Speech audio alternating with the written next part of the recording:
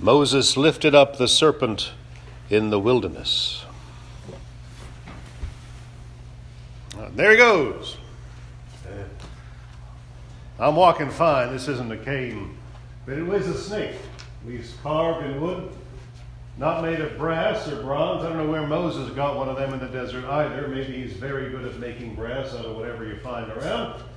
But you can see it, right? And all the people could look upon the raised brazen serpent and be healed of the afflictions that had come to them.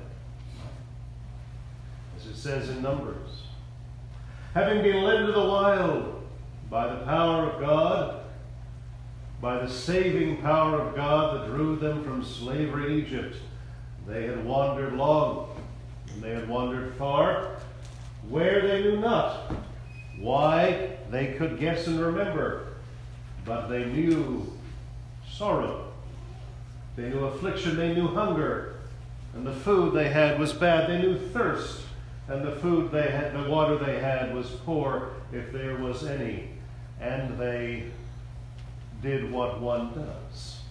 They complained to Moses, why have we been led to this place where there is no water and there is hardly any food?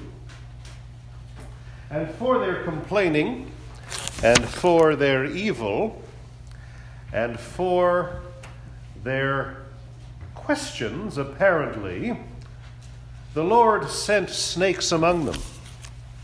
Not your nice variety garden snakes or rat-eating black snakes, but poisonous serpents to afflict them.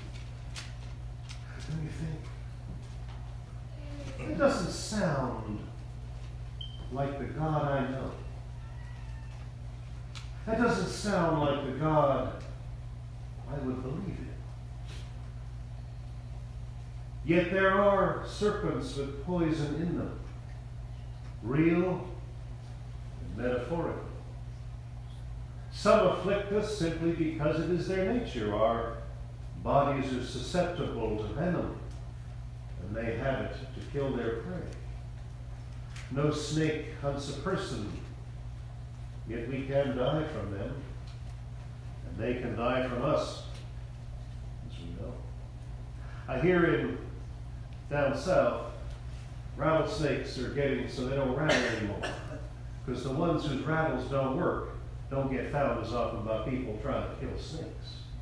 If your rattle makes noise, someone come and hunt you down. So the rattlesnakes are learning to avoid giving other people that warning that we're going to bite you.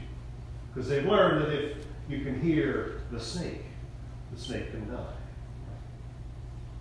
Anyhow, the book tells us that God sent these poisonous serpents to afflict the people, but gave them a way out. Look up. Look up. Not just so you can see the serpent on the pole, but so you can stop looking down.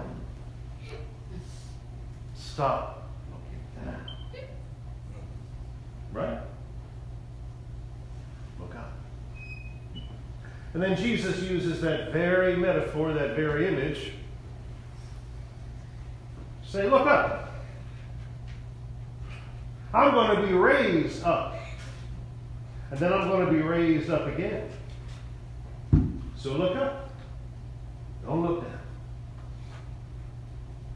And whatever power of God sent serpents to afflict people changes by the time we get to the Gospel of John. As he tells a story, he says, all you've got to do is look up. Accept that the power of God that saves has come into the world. And it has made that world better. But you got to look up in order to see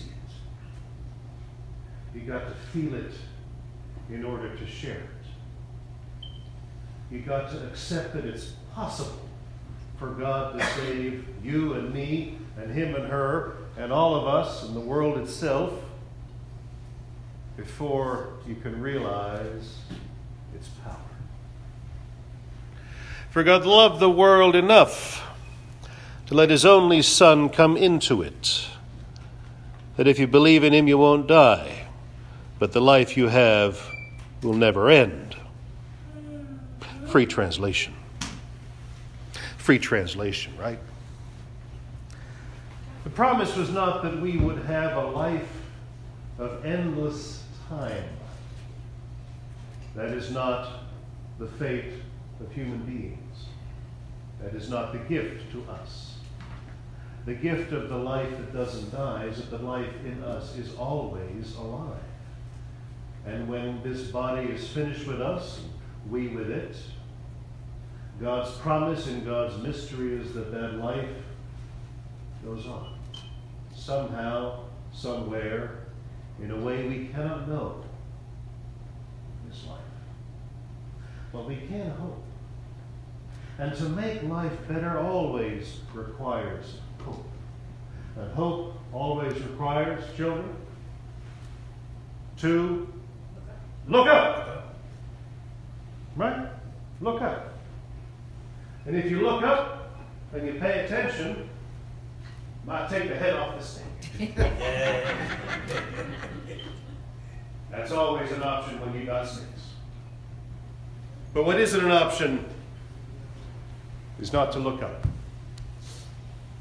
Look up, see the serpent, see the cross, know who hung there, and know that it's empty now, because he done hanging there, and he done rose, and he stayed risen, and he stayed up.